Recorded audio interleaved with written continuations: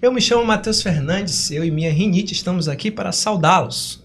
Nesse dia que amanheceu nublado, mas que permanece com um calor que só o Espírito Santo de Deus. Escaldante. Escaldante. Eu já disse meu nome?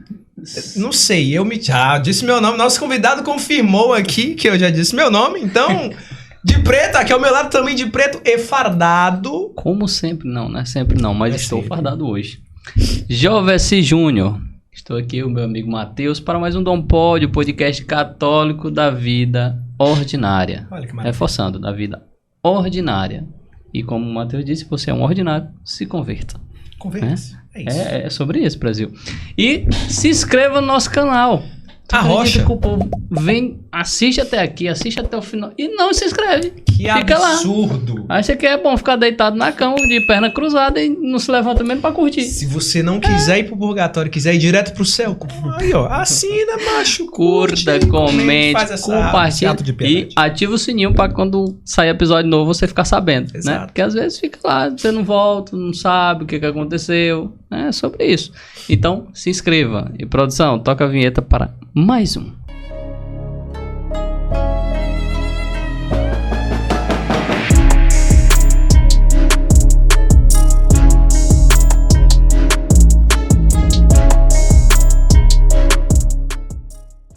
Não tem garganta no mundo que suporte. Não tem sistema respiratório que suporte o BR Obrol de Teresina esse ano. Voltamos.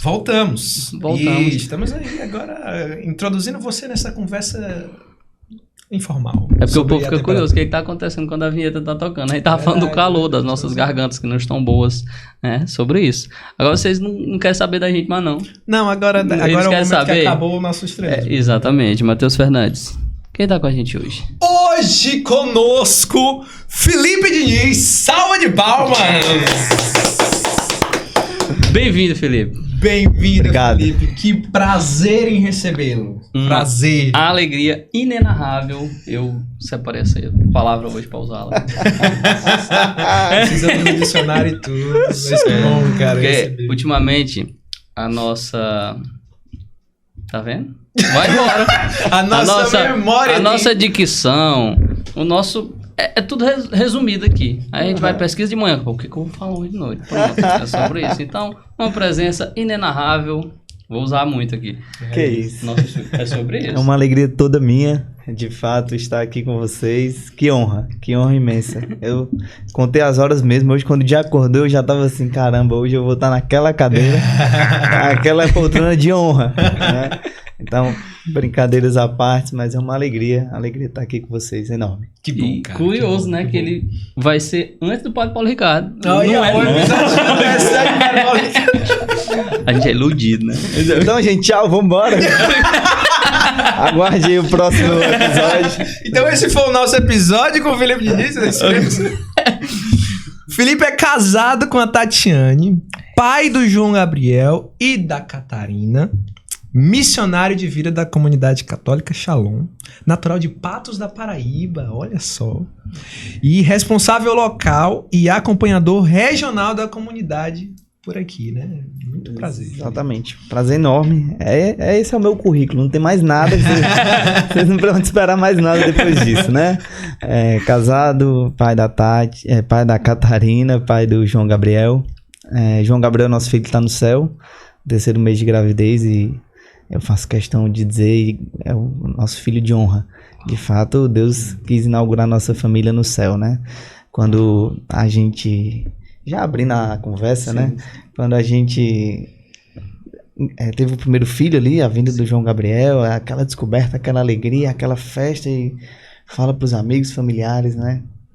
E de repente, aquele susto, né? Veio o sangramento e a gente, poxa vida, agora? Mas Deus tinha prometido nos dar um filho, por que a gente não vai vê-lo, né? E a gente vai ao hospital e toda aquela angústia, né? De fato, uma grande angústia. Já ciente do que poderia vir, né? A gente acaba que quando a gente casa, a gente começa a estudar tudo, né? Que pode acontecer e o que não pode acontecer, né? Na paternidade, enfim. E... de fato, se confirmou ao chegar no hospital, né? A perda do João Gabriel. E mandamos para Moisés, que é o nosso fundador também, nosso pai espiritual, mandamos para nossos familiares, né? E Moisés falou uma coisa que, de fato, consolou o coração e deu forças, né? Que ele disse: Felipe, eu sei que é difícil nesse momento falar alguma coisa, mas vocês cumprem hoje precocemente, né? Precocemente a missão de um casal casado na igreja, que tem como primeira missão levar os seus filhos para o céu, né? Então vocês cumprem precocemente a missão de vocês. Se tinha uma missão a se realizar nesse mundo como pai, como mãe, é levar o seu filho para o céu. Então, precocemente, nós não temos dúvidas da família de vocês no céu. E aquilo, realmente é uma grande alegria. A lágrima desce, parece que alimenta ali o sorriso, e elas se misturam, né? A lágrima e o sorriso vai encontrando um sentido. Nunca uma gargalhada, nunca um sorriso frouxo num momento desse, mas uma centelha de esperança. De fato, nos casamos para isso, né? Assim, todo o resto da nossa família vai passar, assim. Se os nossos filhos não forem para o céu, né? Eles vão, claro, são livres para escolher ou não pelo céu, mas um já está garantido, não teve ali nem a sua escolha, né? Foi direto para o céu, né? E essa é nossa alegria, né? Nossos filhos, casado com a Tati, que é uma grande mulher, assim, uma mulher que eu realmente tenho a honra de ter na minha aliança o nome dela escrito, porque é a aliança de Deus, é a aliança da minha vida, e caminha e carrega comigo as dores e alegrias desse tempo, né? E está disposta a comigo carregar os fardos e as alegrias desse tempo. Então, tá aí, esse é meu currículo, consagrado da comunidade Shalom, né? Isso, uma eleição de Deus, não uma escolha meramente uma ideia legal da minha cabeça. Até porque se fosse uma ideia legal, não teria escolha, né? Já a gente conversa sobre isso. Mas não seria uma boa ideia. Foi um chamado divino e eu escolhi também com unhas e dentes essa missão. É sobre isso. Não, já pode acabar o episódio. Já comprei os homens. Mas, Felipe, geralmente a gente começa aqui com o começo do que a gente considera como o escopo mais importante da história de uma pessoa, que é como é que começa a vida dela com Deus. Como é que quando foi que o Felipe olhou assim pra vida e disse: caramba, tem um Deus que me ama e realmente agora eu posso viver pra procurá-lo, pra buscá-lo, pra servi-lo. Como é que foi o teu encontro com Deus? Foi na infância? Foi já adolescente? Já foi mais adulto? Como é que foi essa Perfeito. Tem uma linha histórica, né, obviamente, do querer de Deus na minha vida. De fato, esse é o momento que pode cair as lágrimas aqui, porque existe uma raiz na história da minha vida, da minha família, né? E recentemente a perda da minha mãe, né? Há mais ou menos 2 meses minha mãe faleceu de câncer, né? Mas por que eu falo dessas lágrimas? Porque por mais que o homem tenha uma boa intenção, quando se trata do chamado de Deus, essa pergunta que você me fez, como surgiu esse chamado, essa conversão, essa eleição, esse primeiro toque de Deus, na vigília de Pentecostes nós cantamos, sem o Espírito, sem ti, Senhor, nada há de bom no homem, né? Sem ti não existe nada bom, assim, o resto é resto, né? Então, eu sou um milagre de Deus, porque quando a minha mãe me teve, há 2 anos antes do meu nascimento, teve um acidente de carro dos meus pais, né? Que eles sofreram um acidente gravíssimo. E minha mãe saiu com um único laudo do hospital. Dona Joana, infelizmente, o seu útero foi totalmente comprometido, né? E a senhora não pode mais ter filhos, né? Minha mãe já tinha um filho, Augusto, né? E outros 3 filhos por parte de pai, que esses meus irmãos, também os pais, a mãe dele faleceu no nascimento do terceiro, né, que é Jorge, meu irmão, e ali meu pai fez todo o caminho com a minha mãe, casou na igreja, né, e teve Augusto, teve um acidente, e saiu com esse laudo do hospital, e ela espontaneamente respondeu ao médico, assim, sem nenhuma pretensão de santidade, de espiritualismo barato, mas algo do coração dela. Ela disse: doutor, quem dá a vida é Deus, não é o homem. né? Não é o homem, não sou eu e meu esposo que decidimos um filho. Opa, chegou, não. Então, simplesmente, sem nenhuma pretensão de espiritualidade, minha mãe respondeu: quem dá a vida é Deus, não é o homem, né? E 2 anos depois, né? Assim, Vem filho. cheguei, né? Cheguei e nasci muito mal, nasci ali do 6º pro 7º mês de vida, de gestação, e tem até uma trocadilha que minha mãe dizia: entrega esse menino para Deus, ele não morreu porque a gente ainda não entregou para Deus, chame o padre. Né? Os familiares diziam isso, na verdade minha mãe dizia: ainda não é tempo de entregá-lo para Deus, calma aí. E meu pai dizia: eu vou chamar o padre, fazer o batismo aí de urgência, porque eu tava muito mal. Eu passei 3 meses naquela UTIzinha, eu esqueci como é que chama o nome, né? Incubadora, e com aparelhos, enfim. E sempre tinha essa, todo dia: vamos chamar o padre, esse menino não tem condições de viver, dá o batismo e aí entrega a Deus, só tá faltando isso, Deus tá esperando isso. Aí minha mãe dizia: não, ainda não é o momento, né? Bom, aí, dado esse fato da minha história, né, eu tô aqui para contar, então deu certo esses primeiros meses de vida, né? Minha mãe, meus pais, sempre católicos, me levaram para fazer a primeira Eucaristia, me incentivaram a isso. Mas eu, sinceramente, nunca gostei de nada da igreja, assim, né? Eu ia pro domingo pra missa porque, quando a gente é criança, tem suas recompensas ir pra missa, né? No Brasil, pelo menos, ainda tem, né? Exato. E aí eu ia, e depois saía pra uma lanchonete, depois ia pra missa e tinha uma outra conversa com a família, né?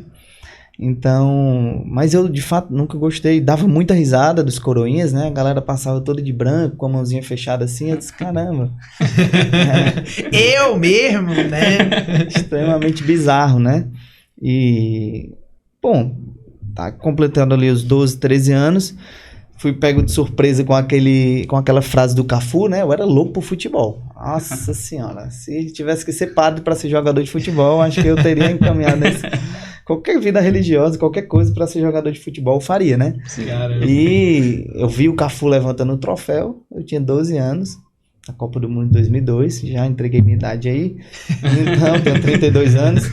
Então, eu disse assim: caramba, ele tá levantando o troféu que todo homem queria levantar. Claro que não era todo homem, mas na infância a gente acha que aquilo ali, né? É o ápice é a vida, né? Não tem outra vida melhor. E ainda fez uma declaração pra esposa dele: Regina, eu te amo. Foi. Aí eu disse: não, cara, o cara tá levantando o troféu, ainda tá se declarando pra mulher dele, não deve ter coisa melhor nesse mundo, né? Eu queria muito ser jogador de futebol, cara. Queria demais. Fui a Recife com 16 anos, né? Passei no teste do Náutico, fiquei lá. Caramba, jogava de quê? Jogava meio campo. Aí sim. Mas arranhava, Camisa né? 10 e faixa de não, era capitão mesmo? A 8. A 10 não. A 10 era demais. Eu era esforçado, então... Entendi. Nunca fui um craque, não. Então, voltei de Recife com saudades dos meus pais. Não vou ficar nessa vida maluca sem os meus pais aqui. Eu sou de uma cidadezinha pequena, né? Como você falou. E voltei e, sinceramente, aquele foi o primeiro momento ali aos 16, 17 anos, logo 16 anos, que eu me perguntei: o que precisa para o homem ser feliz, assim? Primeira vez que eu fiz essa pergunta para mim mesmo, né? E eu pensei: cara, não é possível. O que me falta, assim? Porque eu tenho 4 irmãos, né? Teve Augusto ali, pai e mãe, teve outros 3, parte pai, que nunca teve essa diferença, assim: eles são filhos. Não, a gente era irmãos e os meus avós eram avós dele, os meus pais eram os pais deles, então sempre teve uma grande unidade na família, né? Nunca teve nenhum... Bom, resumindo, né? A gente foi eu voltei dessa experiência, eu pensava: eu tenho tudo aqui, o que tá me faltando? Eu tenho irmãos, a gente estudava no melhor colégio da cidade, interior, desde cedo você dirige, né? Então, ficava lá pra frente, pra trás na garagem, pra frente e ré na garagem, pra dizer que andava de carro. Pegando ali ia pegar o pão, né, de manhã, antes de ir pra escola, Deixa, né? que eu vou. Deixa comigo, né? E, então, muita festa, né? Interior, então todo final de semana a gente tinha uma festa pra ir, não faltava, né? Mas com esse questionamento permanente dentro de mim: poxa vida, eu vou pra festa, saio 6 horas da noite de casa, um moleque, aproveito a festa, curto, namoro pra caramba, não falta nada. E quando chega em casa, que você põe a cabeça no travesseiro, que você liga o data show assim no teto, né? E você fica passando aquela noite, a memória daquela noite, assim, que na sua cabeça vai... Né? E Santo Agostinho é perfeito quando ele diz isso, né? A memória prova que o homem conheceu a Deus. Né? Sim, a memória sim. prova que o homem conheceu a Deus, assim. Ele diz, se tem uma coisa que pode revelar o homem, revelar Deus ao homem, é a memória. Porque ele só sente saudades daquilo que um dia ele encontrou.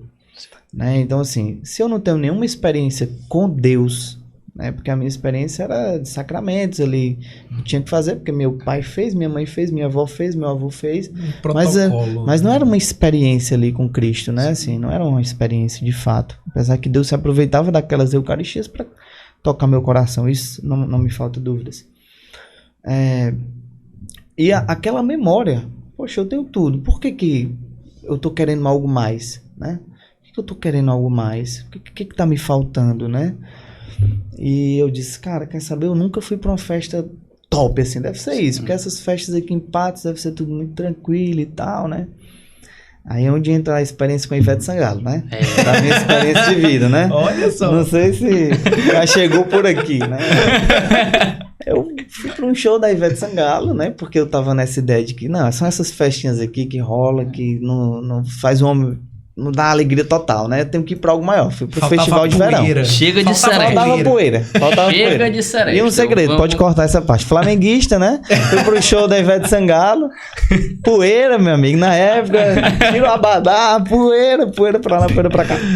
Bom, então a gente comprou ingresso, festival de verão, aquela animação. Cara, é agora, assim. Não tá mais faltando nada, não é possível, né? Eu já tenho tudo mesmo, assim. Não me falta nada. E no show, no festival de verão, deu um blackout. No show da Ivete Sangalo, na música Poeira, festival de verão. Lotado. E quando deu o blackout, que tem aqueles segundos pro gerador entrar, eu caí em prantos. Eu comecei a chorar, do nada veio a lágrima e eu olhei assim e pensei, lembrei daquela pergunta, poxa vida, o que tá me faltando? Não era o festival de verão, né? Sim. Quando deu o blackout, automaticamente eu pensei, a minha vida, a minha felicidade está dependendo de uma música. Eu não quero que a minha vida, a minha alegria dependa de uma música. Tudo bem, curtir um showzinho ali, uma festa, curto, tranquilo. Mas a minha esperança estava depositada ali, no festival de verão, naquela música, e era a música ápice do show da Ivete Sangalo, né? E, de fato, fui pra casa naquele dia, depois daquele momento eu já saí, os meus amigos estavam comigo, o que aconteceu? O show voltou, né? Tinha uma menina que eu tava ficando com ela ali, disse, vamos aproveitar, continua, o que aconteceu? Por que você tá chorando? Eu disse, eu não quero que a minha alegria dependa disso aqui, não. Eu fui pra casa, eu não tinha respostas pra nada, de fato não tinha, assim. Como eu falei, eu não tinha um contato com Deus, eu não conhecia Deus, eu não tinha uma amizade com Deus. A minha vida realmente estava dependendo de alegrias, assim, né? E o festival de verão era uma delas, né? Que durava uma noite e pronto, né? E de fato continuei sem respostas naquela noite ainda, né? Voltei para minha cidade depois, me chamaram para um seminário de vida no Espírito Santo. Um tal de seminário de vida aí. E de fato foi ali até o seminário, até chegar o dia do seminário, eu já vinha fazendo a minha listinha da felicidade ali. Cara, não é festa, não é curtição sem fim, não é. Mas o que é? Assim, o que precisa, assim, né? Porque dentro das minhas condições não me faltava nada, assim, né? E quando a gente começa a se apaixonar na adolescência, a gente começa a decorar poemas, né? Sim. Começa a decorar os poemas e tudo. E eu, quem sabe se não é um namoro que tá me faltando, assim, um namoro mais sério, uma coisa que me dê, assim, uma tranquilidade, né? Chega de lá e cá, vai e vem, né? Vamos... Eu sempre fui muito questionador, assim. Eu nunca gostei de, isso aqui, bora, tá todo mundo indo, vamos. Né? Eu queria saber, descobrir, né? Aí foi quando... Poema de Vinícius de Moraes, né? Aí Vinícius de Moraes tá lá. Que seja para sempre, posto que é chamas. Que seja eterno enquanto dure. Aí eu disse, como? Eterno? Se é eterno, é atemporal, né? Por que quanto dure, né? Que seja para sempre, mas é chamas, vai virar pó, vai se acabar, o vento vai levar e... Aí eu, caramba... O cara escreveu tudo errado. Eu não posso dizer que Vinícius Moraes... Vinícius, deixa eu te ensinar como é que se escreve o poema de Moraes. Você não tem autoridade pra mudar um poema de Vinícius de Moraes. Jamais, né? Mas eu falei com todo respeito. Não, tem alguma coisa errada aí, né? Bom, eu pensei, festa não deu certo. Amores também são chamas. E agora? O que é, né? Aí, isso chegando no seminário, não queria fazer, não tinha nenhuma festa na cidade. Tinha uma menina que eu tava apaixonado, eu disse, cara, se ela nunca me notou antes, quem sabe se ela me vê rezando lá no retiro, ela Então, esperta, né? É uma Algo questão assim. de estratégia. Bom, mas fui, nada que... não aconteceu nada. Essa jogada de Deus ela é bem comum. É uma estratégia Já boa. E passaram geralmente algumas Deus é aqui. quem ganha, né? Nunca fica... Não aconteceu nada e eu tava... Eu realmente tava querendo, assim, uma coisa que, cara, desse um start, assim, na minha vida, porque não dava mais, assim. Eu tava muito cansado, né, apesar de toda essa juventude aflorada, assim, de festas e paixões e mulheres e curtições e viagens, né? Mas eu tinha uma grande sede no meu coração, assim, de felicidade. Eu nunca vou poder dizer que eu busquei Deus. Eu não busquei Deus, assim. Eu não tive uma intençãozinha legal de encontrar com aquele que me criou e me amou. E depois vou segui-lo porque ele é um pai bondoso, amoroso, que ama de modo gratuito e misericordioso. Não. Eu, de fato, eu queria a paz. Eu queria uma experiência com algo que não passasse, assim, né? E aí, no seminário, a primeira vez que eu vi Jesus Eucarístico entrando lá na adoração, né? Com o padre... para colocar ali no altar, dentro de mim eu escutei uma voz, né? Que não era mais a minha voz que falava na festa, nas curtições, aquela voz que era a voz da consciência, né? Que diz assim, não é isso, Felipe. Entendeu? Poxa, você tentou aqui, mas não é aqui não. Já não era mais essa voz, assim. Não era mais uma voz trêmula e marcada por incertezas. Era uma voz semelhante à voz de um pai, assim. Pai quando diz, olha, não faz isso, né? Não é por aqui a coisa, né? E, de fato, olhando para Jesus Eucarístico, eu escutei esse chamado, Felipe, né? Felipe, você está me procurando? Você está me procurando? E eu respondi, como assim? Eu estou te procurando, eu não te conheço. Aí ele disse, eu estou te chamando, né? E dentro de mim, eu não sei mais como continuou, não me lembro como continuou essa oração, mas o Felipe, você está me procurando, não era semelhante àquela, não é o mesmo convite, não sei se eu me faço entender, mas não é o mesmo convite de vamos para o festival de verão, você tá esperando isso, não era mais aquela voz, né? Não era a mesma voz de vamos estudar poemas para ver se você consegue solucionar algum problema da sua vida. Não era a mesma voz de vamos conhecer aqui vários cursos que existem nessa faculdade pra gente ver o que eu quero da minha vida. Não era mais essa voz. Que ela é importante, né? Sim. É a voz que faz com que é a mesma voz que diz, não fique deitado, se levante, vai trabalhar. Sim. A mesma voz que diz, opa, não é por aqui, é por ali. É a mesma voz. É uma voz semelhante à voz da consciência do homem. Mas a voz de Deus, e eu acho que aqui é o grande X da questão da minha experiência com Deus. A voz do homem não é a mesma coisa da voz de Deus. A voz da consciência não é a mesma coisa da voz de Deus. Até mesmo a voz da caridade. Opa, dá um dinheiro aqui para essa pessoa, ela está precisando. Não é a mesma voz. A voz de Deus, de fato, ela é a voz de Deus, né?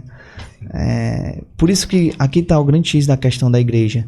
Quando chega todo mundo, as mídias, a igreja tem que mudar isso, a igreja tem que fazer isso, nós precisamos atualizar isso, porque o povo tá... Mas a voz do povo não é a voz de Deus, né? Como se diz por aí.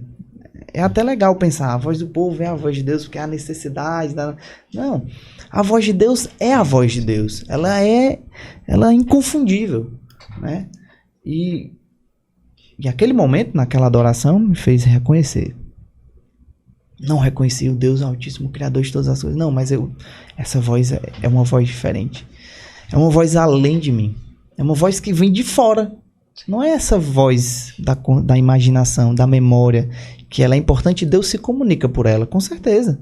Deus se comunica por ela. Mas ainda é diferente, é mais dentro a coisa. É a voz mais interior, é o chamado de Deus. E aquela voz, de fato, a grande resposta disso foi na semana, nos dias, nos meses e nos anos seguintes, né? Cara, eu olho para minha lista de confissão daquela semana do meu seminário e ela não mudou muita coisa, entende? Deus não me chamou para que eu seja assim, bom, me entenda. Sim. Eu não sou consagrado da comunidade Shalom porque eu me tornei um cara legal, entende? Não, a minha confissão é a mesma. A minha lista de confissão é a mesma e talvez hoje com a consciência um pouco maior, ela é até um pouco maior, entende? Então, assim, eu não sou um consagrado a partir daquela experiência com Deus porque deixa o mundo para trás e segue Cristo. Bendito seja Deus por São Paulo, por Santa Teresa, por São Francisco, que assim conseguiram, mas eu sou só Felipe, entendeu? Assim, Deus me chamou porque ele me ama e ele quis me chamar. Como deve ter chamado outros tantos que talvez não quiseram ouvir, assim. Sim. E o homem é livre para isso, né?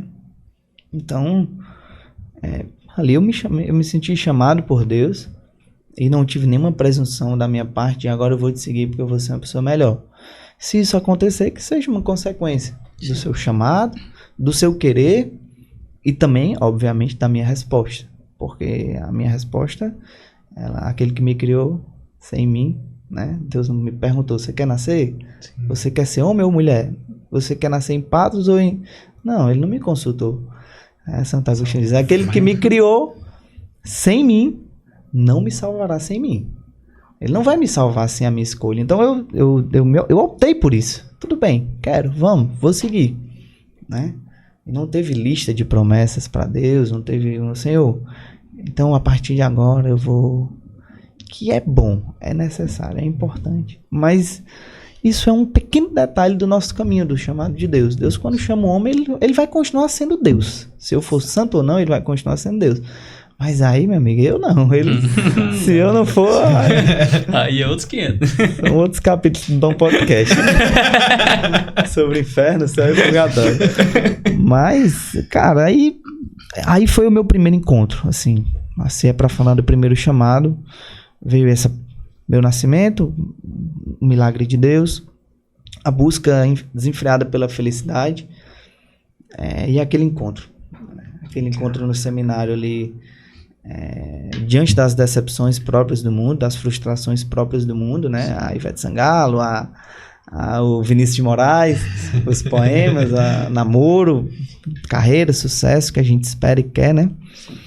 Mas aquela adoração, não teve muito barulho, não teve muita música alta, não teve repouso, teve a voz de Deus, entende? Sim.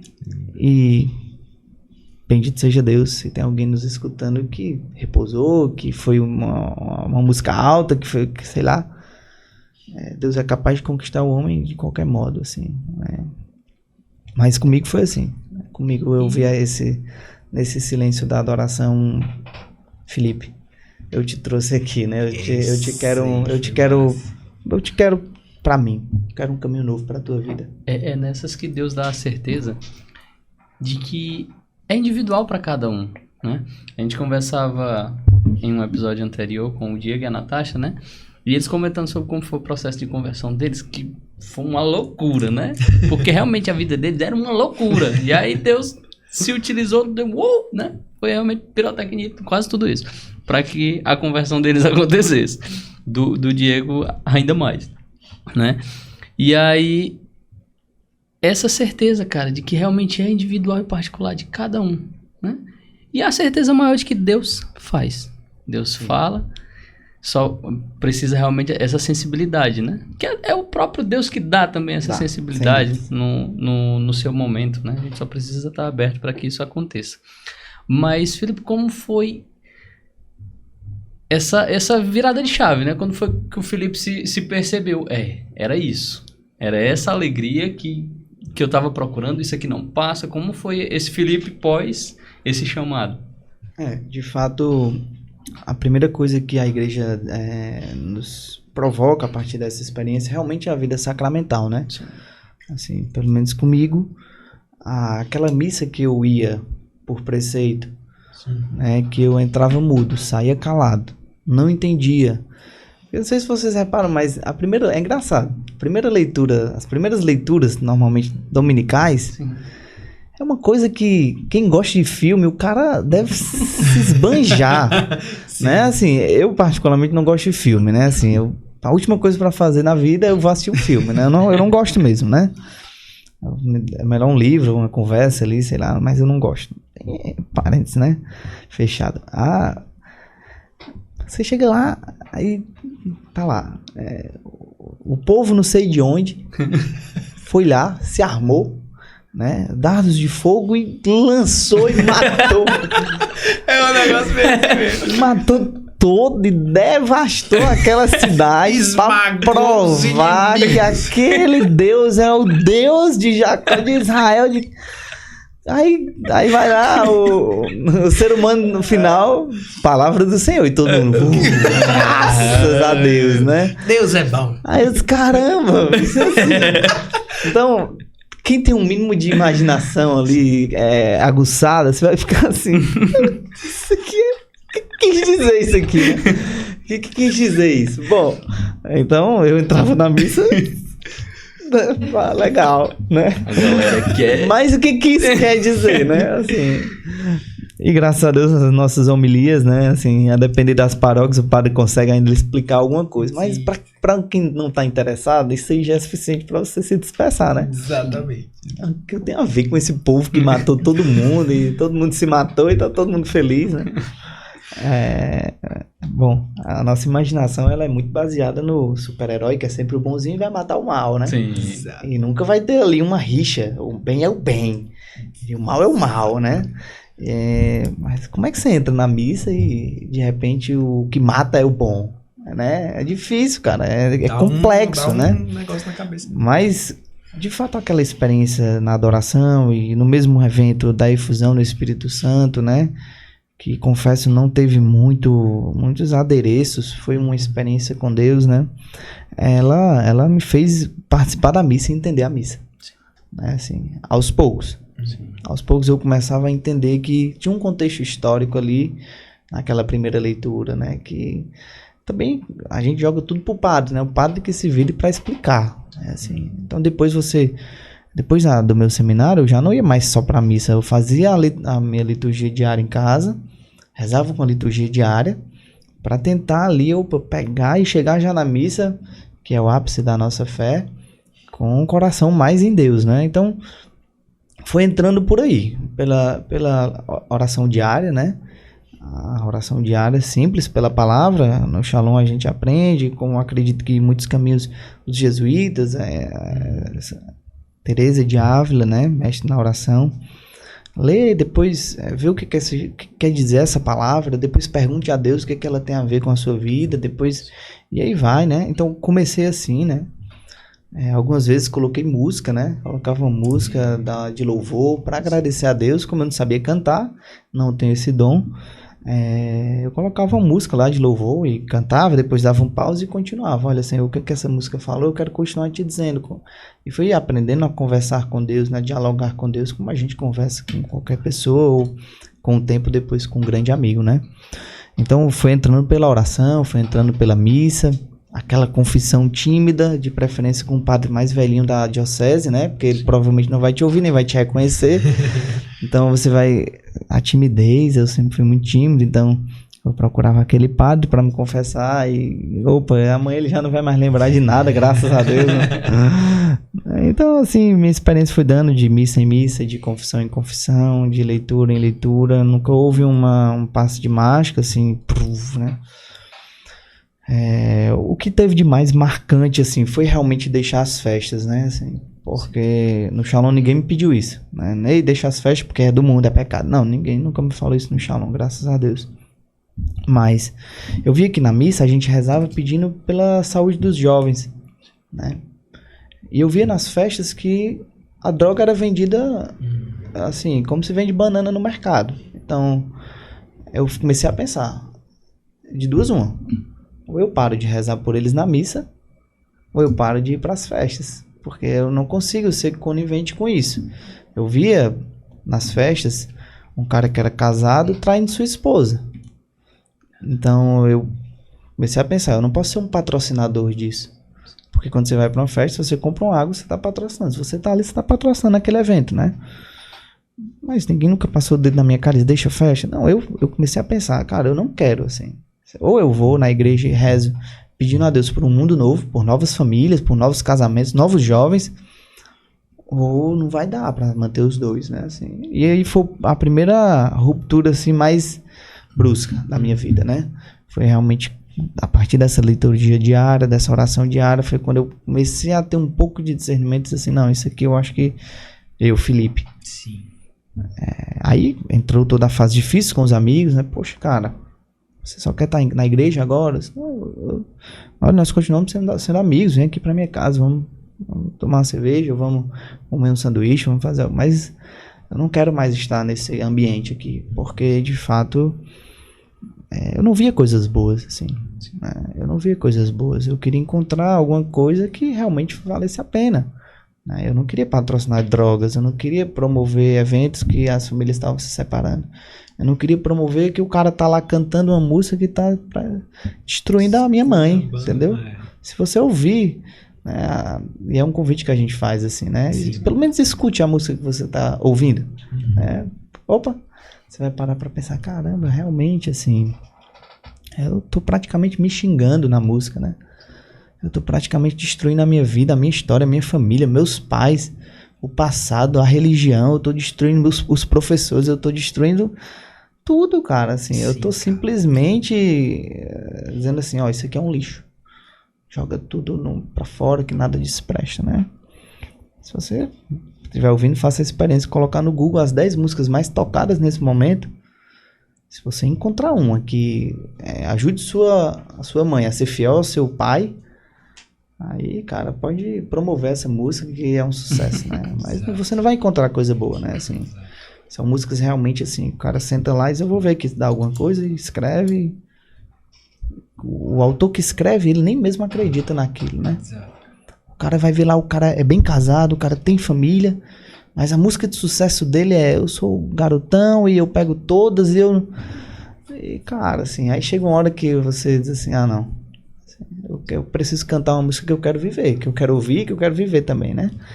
Aí veio essa ruptura logo das festas, né? Assim, por aí mais ou menos a coisa. Cara, é massa esse negócio da música, porque assim, eu lembro que, ao contrário de você, eu sou apaixonado por filme. Apaixonado por filme, eu gosto pra caramba. Mas uma das coisas assim que eu... por sempre gostar de arte, assim, e avaliar ali uma coisa e outra e tal, uma das coisas que eu identifiquei, né? Existe, para todos os tipos de arte, existem as pessoas que gostam de avaliar uma pintura, gostam de consumir o cinema, outras não gostam de ver um quadro na parede. Tem gente que chora quando vê um quadro na parede, tem gente que, tipo, ok, é o desenho e passa ali batido. Mas eu acho que se tem uma arte que todo mundo tem alguma preferida, é música. Sim, né? claro. Então, tipo, acho que 100% das pessoas... Eu vou ser ousado. Acho que 100% das pessoas que têm consciência, assim, elas têm uma música preferida. Sim. Né? E talvez seja das artes a mais popular de todas. Assim, em qualquer lugar que você passe, provavelmente você vai ouvir algum tipo de música. Sim. E as músicas que a gente tem ouvido hoje, né? E sem nenhum grau, assim, aquela coisa puritana da coisa, né? Mas é porque tem sido tão depreciativo, tem sido tão... incitando tanto, assim, a animalização das pessoas de alguma forma, assim, que chega a dar uma tristeza mesmo. Não, você escuta, se você parar pra, tipo assim, poxa, que batida legal e tal, dá vontade de dançar. E quando você para ouvir a letra, você fica, caramba, que negócio pesado, né? Que negócio estranho. E de fato tem um momento na vida que você quer ir atrás das coisas que te empurrem pro lugar que você pelo menos anseia ir, né? Tem a ambição de ir, Sim, né? claro. No nosso caso, encontrar Deus, encontrar as coisas do alto e tudo. Exato. E tem coisas que, né, que puxam contra, né? Que vão na contramão disso. E quando você fala isso realmente das viradas de chave acontecendo nesses arredores, né? É uma coisa que eu ainda não tinha meditado profundamente, né? Que, poxa, eu vou atrás de coisas que me ajudem a viver o que eu quero viver, né? Sim. Coisas que me ajudem a viver o que eu quero viver. E, de fato, é um negócio... E a gente se deixa, né, cara, assim, a gente se deixa influenciar facilmente, né? Assim, de tudo, assim, a música é uma arte que tem ainda uma potência de mexer mais dentro ainda de nós, mas em tudo, você pega um ônibus, aquele,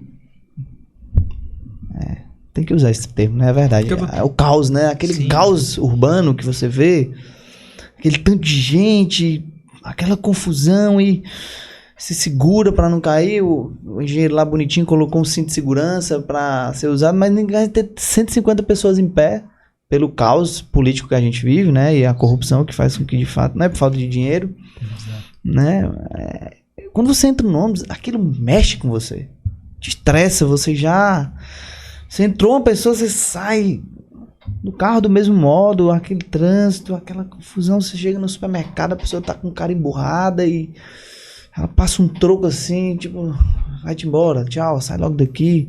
E tudo onde você vai, aquilo vai mexendo com você. Agora imagina, você pega um álbum, um CD, um EP, sei lá, um EP, né, de um artista, você diz assim, vem mexer comigo aqui. Tipo assim, se aquilo mesmo, que é ordinário, a gente falou de ordinário no início, né? Que é ordinário, que ou seja, eu acordo, tomo café, saio pra trabalhar, preciso passar no supermercado, vou numa farmácia porque eu tenho que comprar porque tem alguém doente lá em casa. Se isso já nos vai ferir, já nos agride ali diretamente, imagina você pega um CD e diz assim, não tem mais CD hoje em dia, né? Você pega o seu Você vê que eu não gosto de filme, não gosto de música. Não tem Spotify, não gosto. Vocês me ajudam. Você põe lá o álbum no Spotify, vai lá. Você diz assim, cara, mexa comigo. Você põe lá o fone e a música vai falar de tudo menos da sua vida, assim, né? Aí você vai cantar, você vai postar a frase lá no Twitter, né? Ou no seu Instagram, sei lá. E vai ficar por isso mesmo, mas, cara, mexe, assim, né? Nós somos realmente sensíveis, assim, até o homem mais bruto que nós somos, né? Uma hora ou outra aquilo ali vai te influenciar e vai te levar pra onde você não quer ir. Eu vi E pra toda vez que eu tiver a oportunidade de falar desse documentário, eu vou falar. Já tentei convencer a Thaís a assistir algumas vezes a primeira arte. Não, a primeira arte também, mas é o outro. É o... A sétima arte. Não, esse também, mas é o nome do documentário é O Fim da Beleza. O Fim da Beleza, Sim, Brasil O Paralelo. Fim da Beleza, da Brasil Paralelo. E é um documentário que fala sobre arquitetura. E a tese do documentário é que, assim... Na verdade, eu não sei se é a tese ou se já é, tipo... Gente, é isso. Mas, vamos lá. O fio do documentário tem se desenhado uma arquitetura desde a Segunda Guerra até aqui que elimina a beleza, os ornamentos da arquitetura, e essa eliminação, tornando as estruturas mais retas, né? Tudo mais reto, mais poligonal, as formas, deixa de ter mais curva. Isso, quando se tirado isso do meio urbano, tende a estressar mais as pessoas. Porque a tese é que você deixa de fazer com que o movimento natural da alma humana de reconhecer a beleza inspirada por algo divino, e isso é a tese deles lá, né? Aquela beleza de não colocar o que é do homem, mas colocar o que transcende ao homem de uma maneira materializada. Sim.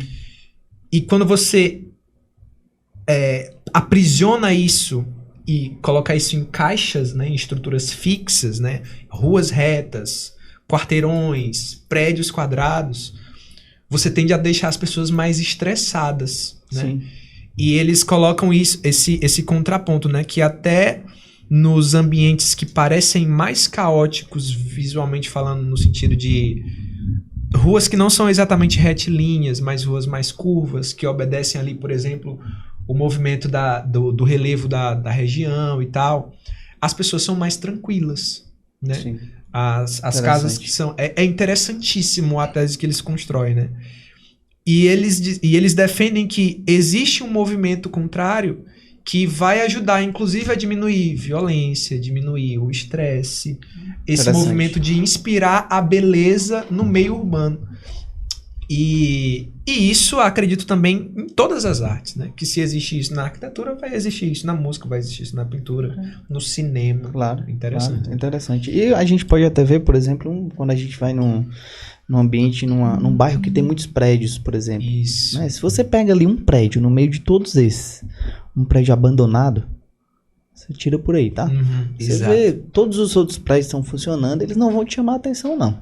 Mas aquele prédio ali que o mato tá comendo, que tá tudo escuro, tá abandonado, se você tiver um mínimo de sinceridade pra parar, o que isso quer te dizer, você vai ver que ali por trás tem, caramba, tem briga de herança aí.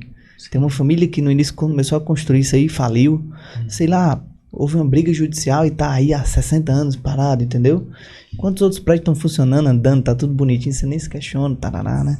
Que indo um pouco além dessa ideia daquilo que a gente vê, né? Daquilo que é a arquitetura, mas que são coisas do nosso dia a dia, né? E é triste. Hoje você vai morar na frente de um prédio que tá abandonado. A sua sacada é aquele prédio ali, a sua visão de bom dia, né? Caramba, assim, né? Então, assim, aquilo... Imagina isso dentro do homem, no campo espiritual, assim, né? A gente se acostuma a ver coisas que não dão certo, né? E a gente vai levando, empurrando com a barriga. Mas ali tem uma história, tem famílias que se perderam por trás. Tem heranças ali que não são financeiras somente. Mas é um pai que brigou com o filho, é um irmão que brigou com a irmã, que queria ter 10% a mais no lucro daquele prédio. Entende? Que é... Não foi mais pra frente por causa de 1%, 10% da herança, ou não sei o que. Ah, não, então é melhor que a coisa não vá pra frente. Já que você vai ganhar mais do que eu, deixa esse negócio abandonado aí e a justiça um dia, os nossos bisnetos vão resolver esse problema, né? Sim.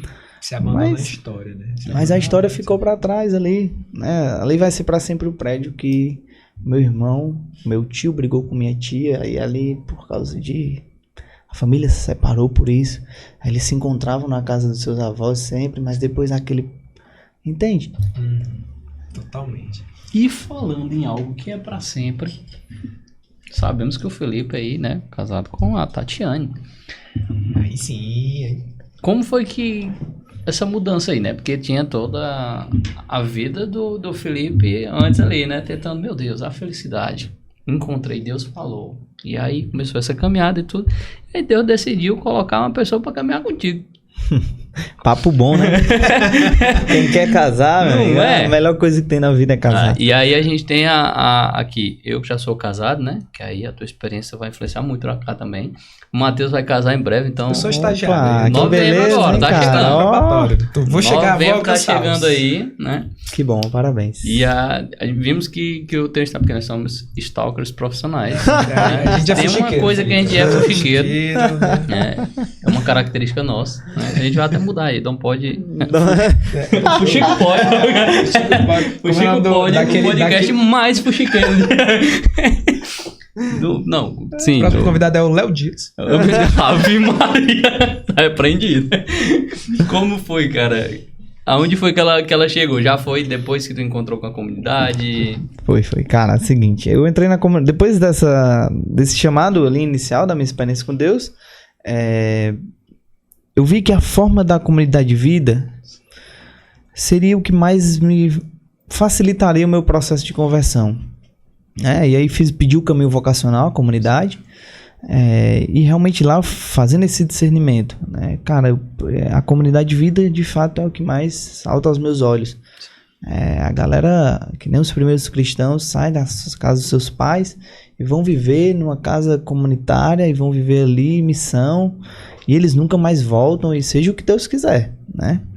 Então saltou aos meus olhos essa passagem, né, dos primeiros cristãos que colocavam tudo em comum e que eles não tinham nada que era de bens próprios, né? Tudo que eu tenho eu ganhei, o meu relógio, essa roupa aqui, né? O carro que eu cheguei aqui é de um irmão da comunidade. Então assim, tudo, assim, o que é do Felipe? Assim, a Tati, a Catarina, né? E que eu devo honrar, entregar a Deus do jeito que eu recebi, senão... Mas a casa que eu moro é da comunidade, o que eu como são dos benfeitores da comunidade, o que eu vivo é da comunidade, assim, né? Os médicos que eu vou são benfeitores da comunidade. Então, assim, eu pensei, cara, talvez por aí eu vou encontrar um lugar seguro, assim, para viver minha fé, né? Viver o meu caminho. E aí pedi para entrar na comunidade de vida, a comunidade aceitou o meu pedido, né? Reconheceu, na verdade, o meu pedido, né? E aí eu fiz um ano de postulantado em Mossoró. Na verdade, eu fui antes como membro em missão, né? Pra passar 2 anos e depois retornar pra casa dos meus pais. Sendo que aí já era uma jogada de Deus pra eu não voltar, né? Pai, mãe, eu tô indo ali. Daqui a 2 anos eu volto. Volto já. Daqui 2 anos. O seminário que aconteceu lá atrás, já era da comunidade? Ou... Já era do Shalom. Era um seminário realizado pelo Shalom. Sim. Em Patos? Esse seminário em Patos. É um seminário de vida realizado em Patos. Já tinha missão da comunidade Shalom em Patos em 2006, né? Cara, que bacana. Rapaz, a rede do Shalom é grande, viu? Ele rapaz. joga a rede longe. Nossa Senhora, é bom demais, né, cara? É bom demais. E aí nesse seminário, fui tudo isso que eu falei, fui pro vocacional, ingressei na comunidade, pedi pra ir 2 anos em missão e fui morar em Mossoró. 2 anos em Mossoró. No segundo ano, já tinha pedido pra entrar na comunidade de vida, já não mais pra viver como membro da comunidade. A Tati chegou. Também estava no segundo ano de comunidade, né? Mas não rolou nada disso que vocês estão pensando, né? Você que tá pensando aí. Não foi amor à primeira vista. Vamos rezar junto. Vamos pra vigília junto. Não teve aquela oração em dupla, assim, aquela passagem forçada. Dela na hora. Não. Nada disso. Né? Teve uma amizade mesmo, um desejo de missão. E tanto que depois, no ano seguinte, no 3º ano de comunidade, eu fiz um caminho para entrar no seminário, né? Fui para o retiro dos candidatos ao seminário da comunidade para ser padre, né? Sim. Na comunidade Shalom tem os padres, os celibatários, que são os membros que não se casam nem vão ser padre, vão viver intensamente só para a comunidade. E tem os membros casados, né? As famílias da comunidade, tanto na comunidade de vida como na comunidade de aliança. E aí, fui para esse retiro já decidido, estava morando em Brasília já, eu pulei aqui, né? De Mossoró eu fui para Pacajus, que é a casa de formação da comunidade de vida. De lá eu fui enviado para Brasília. Né? No 4º ano de comunidade, no 2º ano em Brasília, 1º e 2º ano em Brasília ali, eu fui fazer esse retiro de candidatos ao seminário. E lá Deus, é um retiro de silêncio. Primeiro dia, são 3 dias, primeiro dia de silêncio. E eu, diante do Santíssimo na capela, peguei a palavra de Deus, e Deus dava uma palavra do Antigo Testamento. Nós costumamos fazer isso no Shalom, não sei se o pessoal que escuta aqui tem esse costume, né? Mas em silêncio na capela, nós costumamos abrir a palavra de Deus, não como uma sorte, não, mas em oração, abrir, fazer uma leitura espiritual de alguma passagem que Deus ali está provocando em nossos corações, que nos fez abrir naquela palavra, e ali a gente pede um entendimento, né? E nesse retiro eu fiz isso. Peguei a palavra. O bom é que onde você abrir vai dar certo, né? Porque Deus, de Gênesis a Apocalipse, é a palavra dele. Mas como Deus, ele comunica de modo pessoal a cada sentido e a cada tempo, né? A palavra lida hoje em Atos 2 não vai ser a mesma coisa lida amanhã de Atos 2, né? Então, vai ser outra palavra, outro entendimento, outra graça, sem perder o contexto histórico, a graça própria dela, né? E a mesma palavra te diz uma coisa, me diz uma. Exatamente. É Deus e por isso que é bom você que tá lendo. Se amarra no magistério da igreja pra dar errado. Pra não dar treta. E aí a palavra dizia o seguinte: eu vou te dar uma família, eu vou te dar gerações, e você não pode negar isso. Se você negar isso, você vai estar rompendo com a minha palavra. Aí eu olhei pra Jesus e disse: Senhor, mas o retiro aqui é de seminaristas, é pra quem quer ser seminarista. O que você tá me falando de família, né? Aí eu disse: cara, não vou falar isso pra ninguém. Os seminários são 10 anos. Pode ser que nesses 10 anos Deus vai confirmar essa palavra aqui. Não vou fazer confusão agora, ter que voltar para Brasília. Aí tem um padre que é o responsável pelos candidatos ao seminário, é responsável pelos seminaristas no Shalom e é responsável pelos padres da comunidade, que é o padre Denis. Ele acompanha todos os candidatos nesse retiro, né? Nós já somos consagrados, estamos ali pelo menos no 4º, 5º ano já na comunidade de vida, quando a gente pode ir para esse retiro, né? Não pode ir logo no primeiro ano, só depois, né? Bom, aí o padre Denis nos acompanha e faz toda uma entrevista, né? E ele é um homem muito simples, e ele disse assim: Felipe, quando eu estava rezando por você, vinha ao meu coração, eu não sei se isso é vontade de Deus, mas vinha ao meu coração algo relacionado à geração, né? Assim, tem algo da parte de Deus que você gostaria de dizer? Aí eu disse: olha, padre, eu ia dizer que eu não ia dizer. Eu disse a Deus ali na capela que eu não ia dizer, que eu ia entrar no seminário e depois eu ia me resolver com ele. Aí ele disse: mas meu filho, a vontade de Deus é a melhor coisa que tem. Aí eu disse: mas eu quero ser padre. Eu quero confessar. Eu quero celebrar a missa como Jesus celebrou, né? Porque eu sei, como leigo, eu posso participar e ele tá vivendo a missa, mas o padre, ele é o corresponsável por aquela graça. Sem ele não há missa, não há Eucaristia, não há Deus, né? Eu quero ser padre, por favor, me aceite no seminário. Aí ele disse assim, muita sabedoria, ele disse: eu sou padre. Eu quero ter uma esposa. Eu quero ter filhos. Quando eu vejo uma família, eu olho assim: meu Deus, tem algo mais sagrado que um pai, uma mãe, um filho juntos. Eu olho e eu digo: eu quero ser pai. Eu quero ter uma família, né? Aí ele disse: Felipe, a grande beleza do chamado de Deus não está naquilo que a gente pode receber, mas naquilo que a gente pode oferecer a Deus. Se te dói muito oferecer o sacrifício de não celebrar uma missa, de não confessar, faz isso por amor. Você vai agradar muito a Deus assim. Assim como eu, como um padre, eu ofereço isso a Deus. Eu queria ser pai, eu queria ter um filho nos meus pés brincando. Eu queria chegar em casa e dar um abraço na minha esposa, no meu filho, e que coisa mais maravilhosa. Mas Deus me chamou a ser padre. E a minha alegria em ser padre é oferecer isso a Deus, esse sacrifício de não ter uma esposa, de não ter um filho. E a sua alegria vai ser não celebrar, não confessar. Caraca. Aí eu recolhi minha insignificância. Aí voltei pra capela e disse: você é maravilhoso, assim.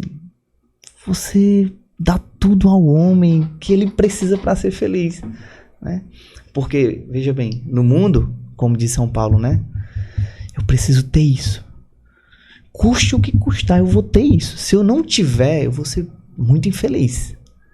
Tipo assim, eu almejo esse cargo na minha empresa. Se eu não chegar lá, o que os meus familiares, o que os meus amigos, eu vou me olhar no espelho, o que eu vou pensar de mim, né? Sem isso, a minha vida não tem sentido. O pecado, ele confunde as coisas, né? Já com Deus, não. Com Deus, cara, eu preciso ter tudo isso para ofertar, não para ter. Para reter, não. Porque o que eu sou capaz de fazer com o dom de Deus? Assim, sinceramente, assim, sem Deus, a gente vai transformar a coisa assim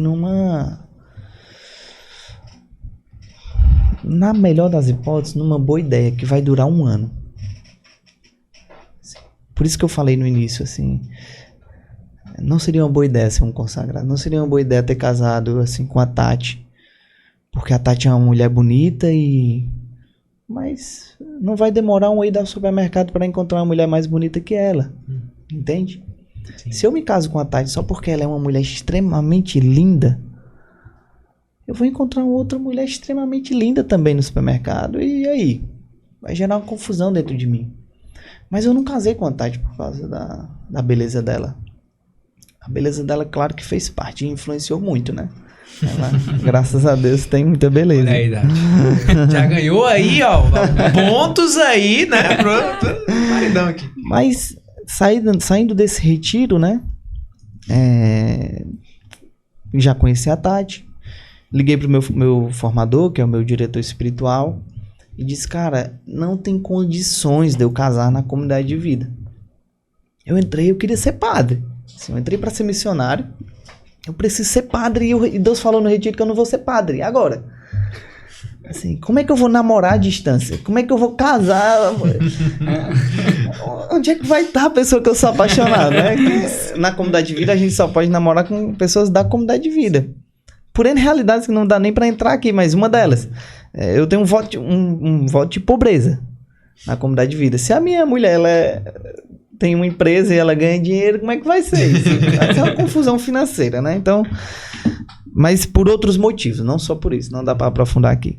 Mas a gente casa com pessoas da comunidade de vida, né? Então eu casei com a Tati, mas antes disso tinha uma amizade com ela e o meu formador espiritual, diretor espiritual, disse assim, cara, vive a tua vida, tu acabou de sair desse retiro, vai servir a comunidade, vai caminhar, o que Deus quiser, mais pra frente ele há de suscitar. Não foi ele que te confirmou que tu não deveria ser padre? Eu disse, foi. Então tá.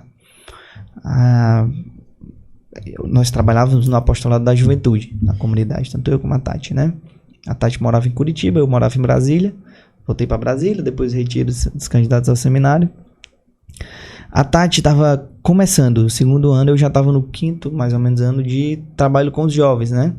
E ela ligou para a diaconia, que é o governo geral da comunidade, que nos orienta a nível apostólico, quando a gente tem alguma dúvida, precisa de algo. E lá, o assessor jovem disse assim, ligue para Felipe, lá em Brasília, porque ela estava com a dúvida dos acampamentos. Lá, os acampamentos estão dando super certo em Brasília, e o Felipe é uma referência no quesito desse trabalho de acampamento, né? E ela obedeceu, né? Me ligou. E eu comecei... Na primeira vez eu disse assim, Tati, olha, eu tô numa correria aqui, eu não vou poder te explicar como é que você vai ajeitar essa questão financeira desse acampamento. E tava uma confusão mesmo lá, né? Me mande um e-mail com todas as suas dúvidas, que depois eu te respondo. Tá bom, tá, tchau. Aí eu respondi, respondi o e-mail dela. E tinha uma coisa lá que eu não consegui responder por e-mail, eu tinha que explicar pra ela. Aí eu disse, esse último ponto me liga que eu vou realmente tentar te explicar em outra ocasião. Depois ela me ligou, resumindo a história. Me ligou, a gente se falou, eu resolvi o problema lá do acampamento, falei como é que ela poderia fazer, só que depois a gente continuou conversando. E aí a ligação não acabava nunca mais, né? De repente, como é que tá seu pai? Olha, a gente teve aquela amizade em Mossoró, poxa, lembra de fulano? Lembro. Esse cara, nossa, ele tá super bem. Conversa, e eu... Opa. Algo diferente aqui está borbulhando. Não é uma conversa mais apostólica. Cara, aí a gente manteve um contato, né? Realmente já no intuito de estreitar nossos laços, né? Aí depois de 2, 3 meses aprofundando essa amizade, a gente começou a namorar, né? Pedi ela em namoro, ela... Não sei o que deu na cabeça dela, ela aceitou. Namoramos 4 anos, né? E nos casamos. Nos casamos em 2019, em Fortaleza, né? A Tati morava lá em Missão, eu estava morando aqui, já em Teresina, né? Nos casamos, estamos aqui para contar essa história. Que massa, cara. História de amor me aquece o coração. É uma coisa maravilhosa. Cara, que eu lembrei aqui agora, que foi interessante, né? Antes da gente começar a namorar, a gente foi de férias pra Belo Horizonte. Naquela fase de amizade apaixonada, assim, já não tinha mais como negar, né? Tava certo já que ia dar namoro mesmo, né? A gente foi pra um parque lá, Parque da Cidade, Belo Horizonte, a coisa mais linda do mundo, assim, no centro da cidade, muito verde, tudo, né? E a gente conversou. Só que chegou uma hora que não tinha mais o que conversar. Só aquele... olhando pro lado. Eu tinha todo um histórico, assim, né? Assim, um histórico que não favorecia esse silêncio naquele momento, né? Graças a Deus já tinha uma vida de oração, já tinha a cabeça no lugar, né? Cara, naquele silêncio, a imaginação, né? Agora é o momento do beijo, assim. Não tem mais. O cara começa a imaginar a música, os violinos tocando. Ia ser bizarro eu dizer, a gente pode se beijar agora, né? Agora tá na hora. Era o momento, né? A gente tava sentado no gramado, né? E eu disse, caramba. Eu vivia dizendo pros grupos de jovens, né? Não fique, cara, dá treta, esse negócio de ficar, não vai dar certo, vai dar confusão. Naquele silêncio veio tudo isso na minha cabeça. Veio o Felipe pregando pro Felipe. Cara, eu vivo ensinando a galera que esse negócio não dá certo, mas eu não tô concordando com o que eu falo. Sabe? Em algum momento eu disse assim, Tem algo errado na minha pregação. Tenho que corrigir um pontinho lá. Às vezes não fica ali já depois da coisa mais aprofundada, dá certo, né? Mas a Tati percebeu o clima, né? E ela muito de Deus, né? Eu não, mas ela de Deus. Ela disse assim, olha, eu vou contar até 3 e vou correr. 1, 2, 3 e correu. Aí ela se levantou e correu, né? Excelente estratégia. Aí eu disse, ufa, cara, meu coração dava tudo. E aí eu fazia assim, vem pra cá. Ela bem longe, eu disse, vem pra cá. Ela, não, depois, deixa a coisa esfriar. Aí eu, fica aí mesmo, né? Pensando bem, fica tá aí tudo mesmo. Mais um certo. pouco, depois você volta, né? Cara, a poeira baixou, graças a Deus, né? Eu entrei no ônibus e disse assim, a gente pegou o ônibus pra voltar. Eu tava hospedado na paróquia, lá ao lado da casa dos pais dela. Ela tava na casa dos pais dela, que ela é lá de Belo Horizonte, né? E eu entrei no ônibus e no silêncio, né? Refletindo e rezando, né? Com tudo isso que eu falei aqui, né? Que é engraçado, mas na hora foi um sofrimento. E a gente passou na catraca e a mulher, a cobradora, disse assim, os filhos de vocês vão ser lindos, viu? Vocês dois têm os olhos verdes, né? Aí eu, obrigado, né? Aí, tentando já esquecer a coisa, a senhora lá, sem nenhuma má intenção, né? Mas eu pensei, cara, a Tati foi a primeira mulher que eu me apaixonei e não beijei. Ela foi a primeira mulher da minha vida que eu me apaixonei e não, vamos dizer assim, não tentei beijar, não fiquei com ela, né? Assim, na verdade, a reflexão não era nem essa, a reflexão era a seguinte, ela não se rende à paixão, porque eu sei que ela estava apaixonada por mim e eu estava por ela, e os dois queriam se beijar. É um detalhe, assim, se tivesse rolado um beijo, assim, um beijo ali, a gente ia talvez até seguir bem nosso caminho, assim, com toda a retidão de coração de um fato que aconteceu ali e foi bobagem, né? Mas teve muito impacto não beijá-la, sabe? Assim, teve muito impacto não beijá-la, assim, teve muito impacto, assim, dentro de mim principalmente. Talvez pra ela não, mas pra mim surgiu ali, foi um golpe ali, foi um golpe. Eu fui dormir pensando nisso. Ela não está nesse mundo para se entregar a qualquer paixão que aparecer. Ela não está por aqui, ela não está passeando pelo mundo, assim, vendo... Ela não está entregue à sorte, assim, né? Porque quando a gente casa, vem sentimentos depois. Vem sentimentos de admiração de outra pessoa que você vê no trabalho, que você vê no supermercado, que você vê... Você lembra... Poxa, foi só um momento. Assim... Existe uma beleza naquela pessoa, mas o que é isso? Assim, entende? Sim. A Tati me ensinou que quando a gente renuncia à paixão, a gente colhe mais frutos do que se render a qualquer uma paixão, a qualquer coisa na vida, né? E isso vai para todos os campos, seja vocacional. Minha primeira crise vocacional, quando eu passei numa pizzaria, vi vários jovens comendo pizza e eu não tinha R$1 no bolso para comprar uma mini pizza, cara. Eu disse, cara, eu vou chegar em casa, vou pegar o celular da comunidade, que a gente não tinha celular na administração, vou ligar pro coordenador de casa e vou dizer assim, pai, vem me buscar, cara, eu não tenho dinheiro pra uma mini pizza. E assim eu fiz, liguei pro meu pai e disse, olha, quero voltar pra casa, não quero ser mais comunidade de vida não, a gente não tem R$1 no bolso, pai. A gente anda no mundo que nem uns loucos, sei lá, nem índio, porque a gente anda com fruta, anda com dinheiro, sei lá, hoje em dia tem tudo, né? Mas a gente Aí eu disse pra ele, a gente é abandonado, assim. Mas não é porque a gente é santo, não, né? Olha, abandonado a providência. Não, a gente não tem, entendeu? Pobreza, abraçar. E aí ele disse assim, meu pai, muito sábio, disse, meu filho, mas você saiu daqui dizendo que o dinheiro não te realizava. Você tinha dinheiro pra todas as pizzas do mundo aqui. Você quer voltar por causa do dinheiro de uma pizza nessa pizzaria que os jovens estavam comendo? Você foi por Deus, fique por Deus, né? Isso tudo é muito interligado, cara, sabe? Essa pizza, a minha experiência com Deus, aquele beijo que não aconteceu, o meu casamento, a forma com que nós educamos a Catarina, nossos filhos que virão, se Deus quiser ainda, né?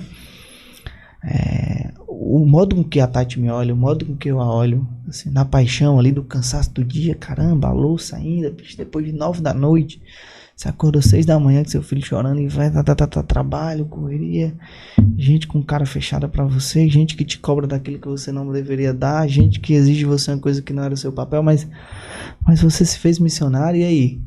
Assim, eu não tenho como dizer, não, você hoje não, amanhã vem amanhã, entende? Isso é tudo muito interligado. Então, a paixão de responder a minha esposa de um modo que eu não deveria, segura, respira fundo, vai passar. Mas eu tenho razão disso que eu tô pensando. Mas na família, há mais razão quem perde, há mais razão quem renuncia, há mais razão quem... Não é, o evangelho não é assim. Sim. Cara, é difícil, mas você quer ser feliz? Perca tudo. Senhor, o que eu posso fazer para receber a vida eterna? Você já está observando os bens aí terrenos, a misericórdia, a caridade? Pois pega os seus bens, ou seja, pega aquilo que é bom da tua parte, vende, dá aos pobres, depois tu me segues. O evangelho é assim, cara. O evangelho é assim. Então, na minha família, no meu casamento, assim, é isso. Assim. Diante da vida que eu tenho com a minha esposa, vai você. Tem que ser uma disputa de caridade. A Catarina acordou essa madrugada, 2 da manhã. Não cabe na minha cabeça, caramba, eu tô mais cansado que a Tati. Eu cheguei de 15 dias de trabalho pesado, uma viagem cansativa. Mas ela... A gente tem que pensar assim, ela ficou só aqui com a Catarina. Foram 15 dias só ela na luta. Eu não vou bater nela, amor, você tá mais cansado que eu? Quem tá mais cansado, vai. Isso pode até acontecer, tem vezes que acontece, mas o primeiro movimento é, cara, sou eu, vou lá, peraí. Descansa, amor. E quem consegue dizer isso primeiro é mais feliz no casamento, né? Totalmente. Mas se contar essa história para quem não conhece a essência daquele que nos chamou, é um bobo, assim. É um bobo. Poxa, tá perdendo a vida, cara. Que bobagem. Não beijou? A sua esposa é que tem que ir, você tá trabalhando. Não, assim. Entende? Assim. Há muito. Pode colocar em letras garrafais se tiver legenda, né? Há muito mais alegria em dar do que em receber. Há muito mais alegria em dar do que em receber. Quem dá, quem perde, quem sofre, quem se humilha, vai ser exaltado, vai receber o tesouro que ninguém desse mundo pode pagar, né? Assim, quando a gente sai, é muito misturado o casamento, a minha forma de vida como comunidade de vida, assim. A gente tá aqui para o que a comunidade, a igreja, assim a gente fala, né? Diante de Deus, no altar, eu falei isso diante do bispo. Onde a igreja e a humanidade precisarem de mim, eu estou à disposição. E agora a minha família comigo, né? Que se casou e se comprometeu e fez o voto de consagração à comunidade Shalom também. As promessas, né? Como a gente chama. Então, esse é o meu casamento, assim. Eu sou extremamente imperfeito, né? Assim, extremamente com desejo de uma regalia, porque fui educado assim, né? Eu queria ter vários funcionários em casa. Eu queria ter alguém cozinhando, alguém passando, alguém limpando o chão. Mas sou eu. Esse funcionário lá de casa sou eu mesmo, né? É o assim, Felipe, o Diniz. Cada um ali servindo, fazendo sua parte, né? E é assim. Chegar em casa hoje, 10 da noite, eu vou fazer o jantar, a Tati vai dar banho na Catarina, depois eu pego a Catarina, coloco a Catarina pra dormir, enquanto a Tati vai lavar a louça, entende? Assim, vai dormir 11 horas, 11h30 da noite, porque amanhã tem que acordar cedo pra fazer o que tem que fazer, né? A Tati, ela é, assim, falando do casamento, a parte da Tati, ela é uma mulher muito santa, assim, né? Disso eu não tenho, assim, um pingo de dúvidas, né? Sem nenhuma presunção. Pelo que eu vejo, assim, do amor dela a Deus, da piedade dela, do desejo dela de ver um mundo melhor. A Tati acredita nas pessoas, sabe? Profundamente. A Tati, ela não vai dormir, assim, em paz se ela não fez a oração pessoal dela, conforme a gente se comprometeu na comunidade. Sem rezar o texto, que nós precisamos rezar todos os dias. Felipe, amor, eu passei por fulano lá no Shalom e percebi que ela não estava bem, já são 11h30 da noite, eu posso ligar para ela? Mas amor, são 11h30 da noite, assim, às vezes a pessoa tá até dormindo, né? Aí eu mando uma mensagem antes, tenho certeza que ela não tá bem, ela não vai dormir hoje. Aí ela vai, manda mensagem, a pessoa realmente, ela vai ligar pra pessoa, vai conversar com a pessoa, vai consolar a pessoa, vai rezar pela pessoa por telefone, né? Deus se encarregou, assim, Ele conhecendo essa outra parte da laranja, ele se encarregou de dar uma outra parte muito, muito nobre, assim, né? A Tati é uma parte nobre que eu pude conhecer, experimentar e estar todos os dias com ela. Realmente é um sinal de Deus, assim. Ela me prova que Deus é vivo e que Deus não desiste do homem mesmo, né? Assim, Deus está profundamente incomodado em ver o homem melhor, né? Ela me prova isso, né? Totalmente, cara. E Felipe, aí a gente vai para os 2 últimos pontos e tal. Mas uma coisa, esse ponto eu tenho, assim, curiosidade, porque... Primeiro porque muitos amigos estão passando, e segundo porque eu vou passar já, que é a realidade de você viver uma vida apostólica em casal. Viver uma vida apostólica em família. E a primeira coisa que me vem à cabeça é que antigamente era muito mais fácil você tomar uma decisão de sim ou não, porque era só você e não tinha uma outra pessoa ali para você equilibrar as disponibilidades, equilibrar, enfim, procurar o discernimento para descobrir qual é a voz de Deus. Como é que foi para vocês, claro, de 2 missionários ali jovens e tal, mas passar esse apostolado a viver em casal, em família?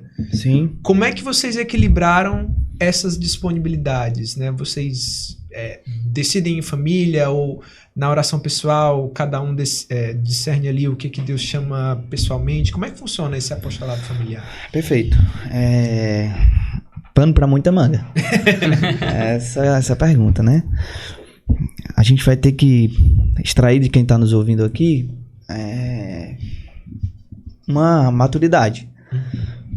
Porque eu vou falar da minha experiência como um consagrado, vou falar do casamento na igreja, que é um jardim florido, né? Então eu vou tentar não puxar para a vida consagrada, vou tentar equilibrar a coisa. E vou tentar deixar aquele casal que se batizou, casou na igreja e vai pra missa no domingo. Sim. Vamos tentar equilibrar essa pergunta para isso, tá bom? Eu e Tati, a gente se casou para viver em missão, tá? A gente não teve outro objetivo. Isso desde o primeiro olhar, primeiro dia de namoro. A primeira carreira para não beijar. Primeira carreira para não beijar, exatamente. A gente não estava vivendo uma relação para nós mesmos. A gente estava vivendo uma relação para os outros. Ponto. Mas... não. A gente casou para servir Deus, a igreja e a comunidade católica Shalom. E aí, meu amigo, com ele, todos os filhos que aparecerem. Só cabe Catarina e João Gabriel na nossa lista aí. Mas... assim, o Sérgio que eu encontrei hoje, um cara que é morador de rua, vive uma situação de rua, ele é meu filho, entende? Ele não tem a mesma dignidade da Catarina, que tem o meu sangue, que tem ali o meu coração colocado naquele corpinho ali. Ele já é um cara de maior, é barbudo, não quer mais, talvez, ser cuidado como a Catarina gostaria e vai ser cuidado por mim, ela querendo ou não, até 18 anos, né?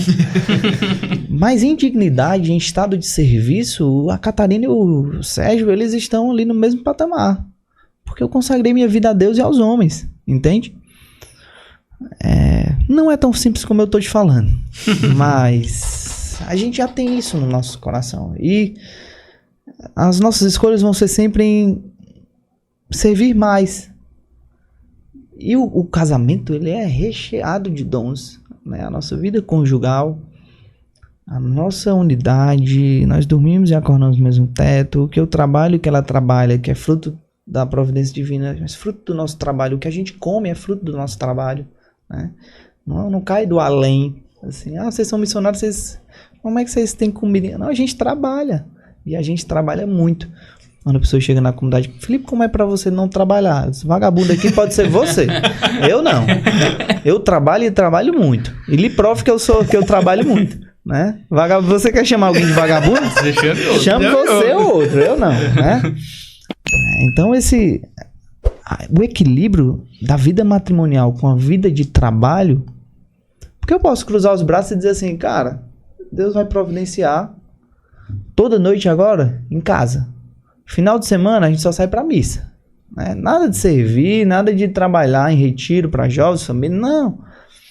A gente poderia fazer isso, mas a gente, assim, vai descaracterizar uma coisa. A vida missionária. Para a igreja, para o batizado, o sacramento do matrimônio é um sacramento como todo outro. De serviço. O sacramento do matrimônio é um sacramento de serviço. Qualquer coisa fora disso descaracteriza. Né? Descaracteriza o matrimônio. Entende?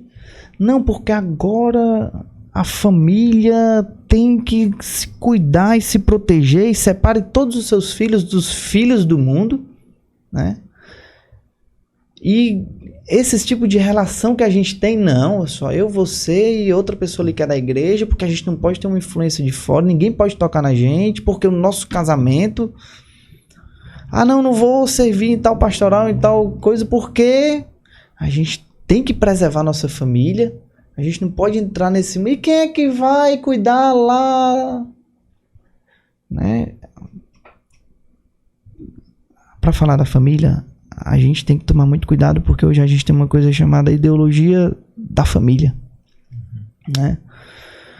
É uma supervalorização da família, do filho, e que põe ali um escudo onde vai ser só eu, minha esposa e meu filho, e a gente não vai poder fazer nada pela igreja e pelo mundo, porque a nossa família, né?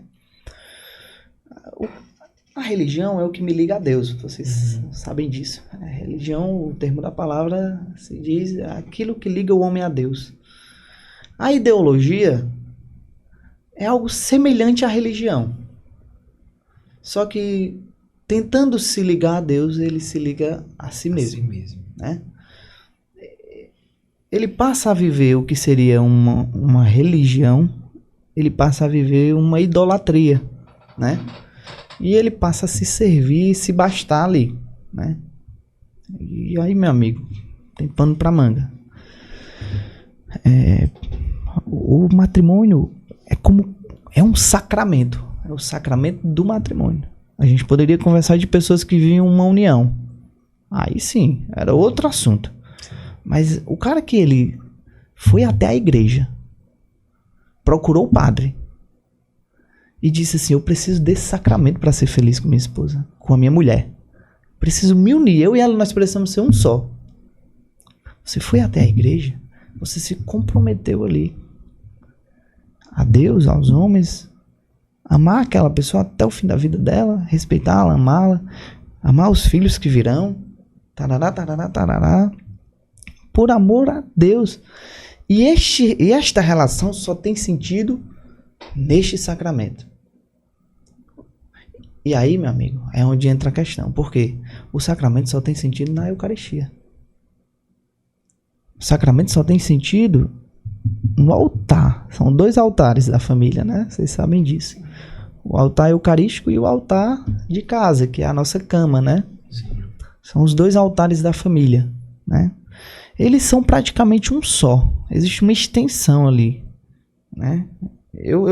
O casal, ele une esses altares, né?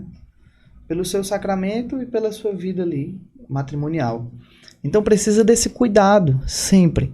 Aí, cara, você vai pra missa, mas a palavra de Deus te leva em missão. A palavra de Deus te leva aí ao encontro dos homens. Mas eu sei onde você quer chegar com a pergunta. Vou chegar lá agora. Que aí, cara, não se pode perder da bênção desse sacramento, que é tempo para educar meus filhos, tempo para cuidar da minha esposa, tempo para cuidar da minha casa, né? Eu não posso ter um desequilíbrio na coisa, né? Mas quem diz onde está o equilíbrio não sou eu. Porque se eu disser isso, eu vou estar praticamente abusando do dom da minha esposa, por exemplo, né? Eu vou usar dela e abusar, e ela vai me servir, ali é só eu e ela vai ter que me dar tudo o que eu preciso e me realizar plenamente. Mas existe um equilíbrio dado por Deus. Às vezes as pessoas me questionam, cara, você está cuidando assim, viagem, trabalho, missão, né? A sua filha tá crescendo, como é que fica assim, né? Aí eu disse, olha, ela vai, se ela quiser fazer uma comparação, ela vai ver que ela é muito feliz. Porque se ela fizer uma enquete talvez na escola, o que os pais dela estão fazendo no final de semana? Por que o pai dela não vai para casa dela? Por que o pai dela só chega para pegar ela para levar para o cinema no sábado à noite e nada mais que isso? Ela vai bater no peito e dizer que pai que eu tenho, né? Assim, eu tenho um excelente pai. Meu pai sai de casa por amor a Deus e por amor aos homens, né? E ele volta com mais felicidade para cuidar de mim, para me educar, entende? Você não tem medo de traumatizar seu filho, você vive na comunidade, sai tarde, chega tarde. Cara, que pergunta tola, sabe? Assim, o que traumatiza os filhos é o pai que sai para beber, entende? É o pai que sai para prostituir, é o pai que sai para trair a esposa, é o pai que chega em casa batendo na mulher. A Catarina nunca vai ter isso, entende? Catarina, os meus filhos, nunca, espero. E rezo para que Deus me converta a isso, né? Não que eu não seja capaz do pior, mas que Ele é capaz de me ajudar a isso, né? A ser fiel aos meus planos, aos planos dele em minha vida. Mas isso não vai traumatizar minha filha. Entende? Um pai que sai para trabalhar, para trazer o pão para casa e ama a sua esposa e respeita.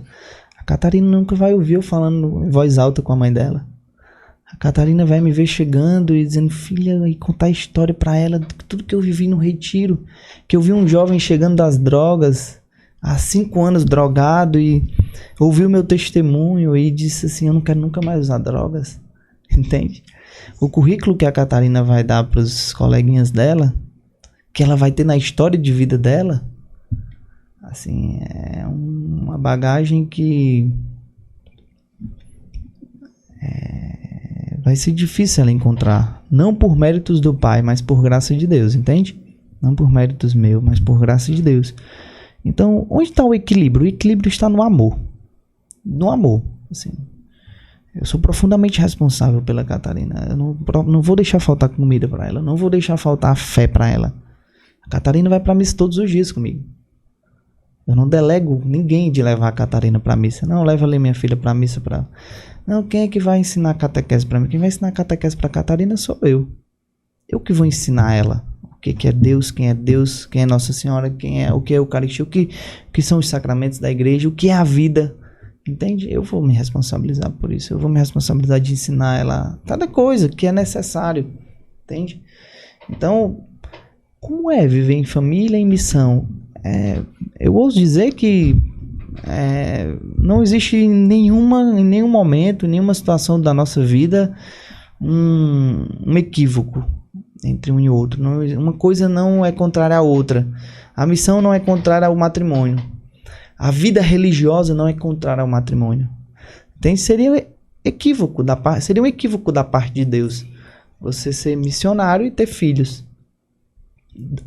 De duas, ou Deus errou, ou a gente não consegue compreender as coisas. E é claro, a vida missionária ela tem muito a ver. Mas entra sim a questão do discernimento, que é onde a gente sofre como igreja hoje. Que aí é o outro extremo. O cara vai e vive no grupo de oração, por quê? Porque ele quer estar longe da família dele. Ele está de retiro em retiro, por quê? Porque ele não consegue estar com a esposa dele. Ele está de retiro em retiro porque ele não quer lavar a louça de casa. Aqui é o outro extremo da coisa. Aqui é o outro extremo da coisa, assim. Quando o cara quer participar de 3, 4 missas no dia, mas se pedir para trocar a fralda do filho dele, ele... Não, isso é coisa pra mãe, eu não sei fazer isso. Entende? Eu sei, cara. A enfermeira me perguntou, quem é que vai dar o primeiro banho em Catarina? Sou eu. A médica perguntou, você quer cortar o cordão umbilical da Catarina? Eu disse, claro, se não cortar o cordão umbilical, ela vai ficar enganchada na mãe. Eu que tenho que... Eu vou ter orgulho de dizer, 9 meses, vai agora pro mundo. A vida, segue tua vida, filha, né? Então, assim, a vida missionária e a vida em família é o discernimento apurado. Aí eu vou ter que tomar cuidado, assim. Que realmente o cara que quer ser missionário, mas tá querendo se livrar da esposa que não para de falar em casa. Ele não quer aprender a ouvir. Sim. Né? Entende? São duas... a vida missionária, tem o casal ali que vive sua missa dominical e vai ser santo assim. Né? Quem tá ouvindo podcast, é casado, não vai ter que ser missionário igual o Felipe, assim. Existe um chamado particular da minha vida, né? E que existe para a pessoa também, que também não pode negligenciar, né? Eu vejo tem uma necessidade na minha rua, uma pessoa passando fome, mas não, aqui o que importa é a minha família, entende? Vamos rasgar o verbo, né, cara? Assim, é a moda, assim, né? Infelizmente é a moda da família que quer ser família apartada da igreja, assim, né? É muito bom, assim, sinceramente, assim. Você não tem nenhum compromisso na igreja, você não tem nenhuma vida comunitária com a igreja, entendeu? Porque pela desculpa de que agora eu me casei, tenho filhos e tenho que prezar pelo dom que Deus me deu. É muito cômodo, né? Muito cômodo. E claro, é uma linha muito tênue de discernimento. Assim, eu não julgo um cara que tá fazendo isso. É difícil pra caramba. Mas é mais fácil compreender a vida matrimonial a partir da oferta de uma missão, onde o meu filho e a necessidade dos outros também fora, né? Também não devo abandonar meu filho, né? Colocar em qualquer escola que os professores ensinem qualquer coisa. Não, preciso procurar colégios católicos. Sim. Porque a vida ordinária do filho vai sendo formada por aquilo que ele está vendo dia a dia. Sim. Né? Mas eu também não posso fazer assim, não. Esse menino aqui da rua, que pensa assim, que o pai dele é separado da mãe, então não vai conviver com o meu filho, porque o meu filho tem que ter referências matrimoniais. Aí, meu amigo, viver na bolha. Pode beijar a mão, porque é São Luís e Santa Zélia Martã, que nem fizeram isso. Eu não sei onde é que se encontram essas referências, né? Mas, paciência. Muito bom. Mas é muito real isso. E o quanto acontece das pessoas julgarem mesmo, né? Esse julgamento que tu falava, né? Das pessoas te questionarem por como tu consegue lidar com o fato de abandonar talvez a tua filha por estar em missão, porque as pessoas realmente têm essa questão de... Eu acho que eles têm que mudar essa pergunta, né? Chegar pra ti e dizer, cara, como é pra ti não entregar futilidade pra tua filha? Entregar aquilo que é tosco, aquilo que é desnecessário, banal, né? Como é pra ti não entregar as besteiras do mundo e viver aí cuidando de almas? Sejam pelo menos corretos na pergunta de vocês.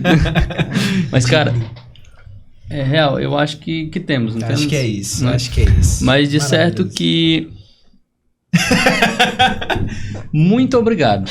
Muito obrigado por essa conversa. Real. Repito que todas as conversas, todas as pessoas que sentaram nessa cadeira, que talvez foi essa ou essa, não sei, porque a gente troca, tá, né? Mas que sentaram nessa cadeira, construíram algo na gente, né? E hoje, falo particularmente, tu mudou muita coisa na minha vida, cara. Que bom. Muita coisa. Não foi pouca, não. Foi muita. Real, meu pensamento... Obrigado. Cara, foi incrível. Eu que agradeço. Agradeço pelo convite. Pela ousadia de vocês, né? Assim, parabenizar. Cara, isso aqui é uma vida, né? Assim, é uma engenharia de santidade mesmo, né? Assim, é uma coisa que tá organizada, é uma coisa que vai fluindo e as pessoas que escutaram um testemunho vão mandar para outras pessoas, que vão escutar outros, que vão escutar outros. E assim, a graça de Deus, né? Assim, acho que independente dos instrumentos, quando a gente faz a coisa bem feita, com o coração, né? As coisas acontecem, né? Assim, e é isso, a nossa vida é essa. Vocês são missionários assim como eu. Eu entrei aqui já sabendo disso, assim. Não é o missionário que está indo falar, assim. É de missionário para missionário e de tantas pessoas que estão ouvindo que com certeza estão em missão, assim, né? Estão em missão. Eu vou entregar as 2 moedas, que nem a viúva, mas tem gente que vai entregar muito. Vocês vão entregar muito, talvez. Quem está ouvindo vai entregar muito, assim. Mas Jesus fez questão de sentar ali. Jesus fez questão de sentar naquele templo. E isso é fantástico da parte de Deus, né, cara? Jesus tinha muita coisa pra fazer na vida. Ele quis sentar porque ele quis ver aquela viúva dando as 2 moedas, né? Ele já sabia que a viúva ia colocar as 2 moedas. Ele é Deus. Ele já sabia que aquilo ia acontecer. Mas ele quis sentar ali, perder tempo, esperar aquela senhora chegar. Ele não é um peregrino perdido. Ele é alguém que está ali sabendo que vai ensinar algo de muito sagrado para todas as gerações. E ele senta. E aquela senhora coloca lá aquelas 2 moedas. Aí ele chama os discípulos. Parece que ele vai contar uma coisa assim. Mas ele diz, aquela mulher deu tudo. Vocês querem ser felizes? Dê as moedas de vocês, né? Em outras palavras. Assim. E é isso, assim, a nossa missão é essa. Dar 2 moedas. Tomara que Jesus esteja vendo, né? Cara, que papo, José Júnior. E o mais impressionante, cara, e aí abrindo o coração mesmo, é que temos quanto tempo de episódio, produção? 1h35 que a gente tá conversando aqui e as pessoas não se inscreveram. Você acredita nisso? Isso! Se inscreve aí, bate o print, diz me inscrevi hoje da galera, pelo amor de Deus. É sobre isso. E vamos encerrar com o Felipe tocando uma música. Não, vai não! Tocar não! Pelo amor de Deus, ele já falou que não é o dom dele. Mas uma coisa que a gente sabia lá no Isso Falou, a gente trouxe aqui pode entrar o Cafu pra... Não vem não. Capitão da Copa das Vidas. Se inscrevam no canal, compartilhem, comentem. Olha, deixa o comentário, pelo amor de Deus. Deixa o comentário o que você achou dessa conversa mansa de um bom comunidade de vida, o Shalom. Vocês falam igual, é impressionante. Sim, existe sério? Um sotaque Shalom, é impressionante. Não tenha dúvida, meu amigo. Família é assim mesmo. A gente aprende, vai repetindo, vai ouvindo. E no Shalom a galera fala muito, né, cara? Então, aprende. Você aprende mesmo, né? Você aprende. E assiste pouco filme. Isso sou eu. A minha esposa, por exemplo, gosta de filme. Apesar de 4 anos de casados, ela só assistiu um, porque eu não gosto.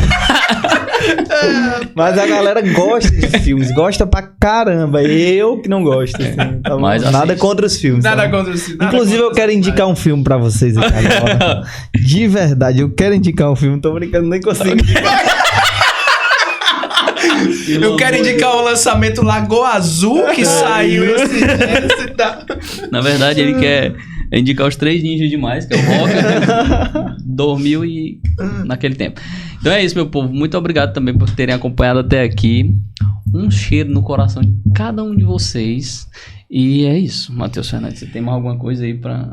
É isso, pessoal. Rezem por nós. Muito obrigado. Rezem pelo Felipe. Antes de dar o tchau, tem algum comunicado que você queira dar sobre a comunidade? Verdade. Né? Um convite. Aleluia! Festival Aleluia. Olha só, que maravilha. O maior festival de artes integradas da América Latina, na 2ª edição aqui em Teresina, né? Festival Aleluia, dias 1 e 2 de dezembro, todos são convidados, vocês são convidados especiais. Quem sabe um stand do Dom Podcast lá. Olha só! O Festival Aleluia, hein? Curti. Seria top pra divulgar o trabalho de vocês, né? E você legal, compartilha aí. Nós esperamos muitas pessoas, mais de 30 mil pessoas no Aleluia, nessa 2ª edição. Tem muitas bandas boas confirmadas já. Eu não vou dizer que é agora, porque... Ivete vai levantar a poeira do Espírito Santo, mano. Eu não vou dizer agora as bandas, corro o risco de dizer bandas que não estão confirmadas ainda. Mas você vai lá no Instagram, Shalom Teresina, pode divulgar, né, o Instagram. Sim, já falou, agora não tem mais o que fazer. Shalom Teresina e Aleluia Teresina. Você vai acompanhar tudo do nosso... e deixe nos comentários quem você quer, qual é o Frei Gilson? Quem sabe você quer quem é que você quer lá, né? É o Frei Gilson? Quem mais? A Fraternidade de São Paulo II.